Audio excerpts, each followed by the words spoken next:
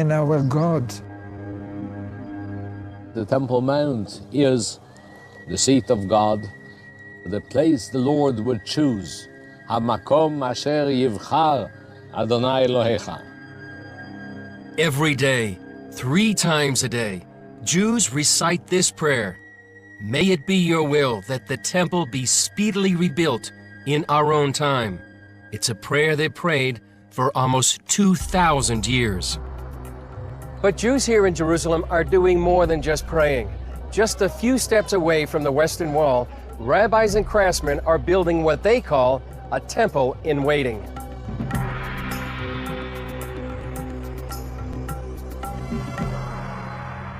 We're supposed to build the temple, and nothing about that changed. Nothing about that commandment changed. Chaim Richman is a director at the Temple Institute in Jerusalem. The Temple Institute is actively engaged in research and preparation for the resumption of the service in the Holy Temple, to the extent of actually preparing operational blueprints for the construction of the temple according to the most modern standards. This menorah is just one of several vessels created for the next temple.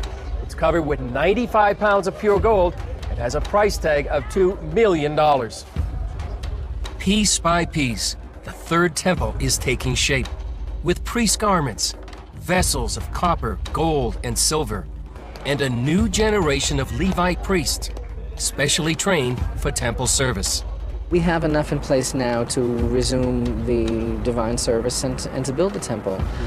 But obviously, a lot of things have to happen in order for this to happen. Richman isn't the only one who's ready to rebuild. You actually have blueprints, architectural drawings for the third temple. 3,000 years after King Solomon built the first Jewish temple, another Solomon is laying the foundations for the third. From the womb of my mother, I have a task and a mission in my life, which is connected with the rebirth of Israel. Gershon Solomon leads a group called the Temple Mount Faithful. They commissioned these cornerstones for the third temple. The 6-ton stones were consecrated with water from the biblical pool of Siloam and cut with diamonds. And why God commanded us not to cut them by iron? Don't forget that these are stones for the house of God. They cannot be like other stones. For several years, Solomon and his followers tried to place the stones on the Temple Mount, and every year they were stopped by Israeli police.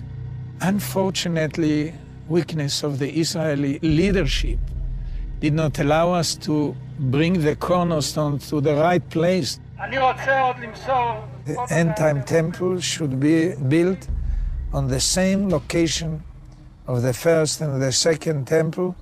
But that location is already occupied. The holiest site for Jews is also the third holiest site for Muslims. And neither side is ready to share. The Temple Mount, 35 acres of it, is the most explosive piece of territory on the face of the planet. See, I'm starting because I don't know what to say, because it sounds like so out of this world. I'm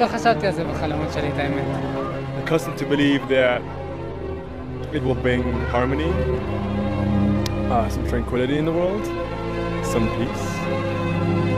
כל התקליט של העולם, שנבנה בית המקדש. We have to build it. We have to build it.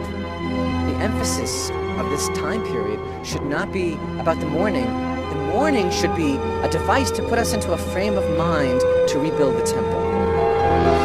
זה מה שייתן לנו ויאחד אותנו, ואנחנו עם הכוח הזה נוכל לקבוע את היתד שלנו פה במדינה הזאת. וזה מה שיחזק את העם היהודי.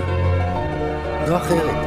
אנחנו פה בארץ, אחרי 2000 שנה של גלות, אז כנראה אנחנו לא כל כך רחוקים.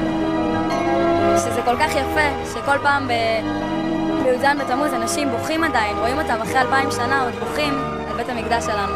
פעם זה היה מרכז העולם, לא רק ליהודים, זה היה לכל הגויים מסביב גם. We are the messengers of Hashem to bring the Geula. אהבת חינם תביא את הגאולה. This is the place, this is the heart of the world, this is the apple in God's eyes, this is where it all began. בסופו של דבר גם מגיעים להשראת שכינה בעם ישראל. השראת שכינה בבית המקדש, במקום הר הבית. Jerusalem, eternal city of God. The very word is a symphony to the ear for all to whom the Bible is precious. And at the heart of Jerusalem lies its secret, the holy temple on Mount Moriah, place of the Shekhinah, the divine presence, called by Isaiah the house of prayer for all nations. For 2,000 years, the Jewish people have prayed to return to the land of Israel, to Jerusalem, and to rebuild the holy temple. Today, we have returned. The city of Jerusalem is built up, a thriving, vibrant city. But what of Jerusalem's secret? What of the dream? For over 2 decades, the Temple Institute has been recreating the biblically appointed vessels to be used in the Holy Temple in preparation for its rebuilding. Tens of sacred vessels have been completed. These vessels and priestly garments, on exhibit in the Temple Institute's Treasures of the Holy Temple exhibition in Jerusalem's Old City, are not copies or replicas, but are actually fit to be used according to strict biblical standards in the new Holy Temple.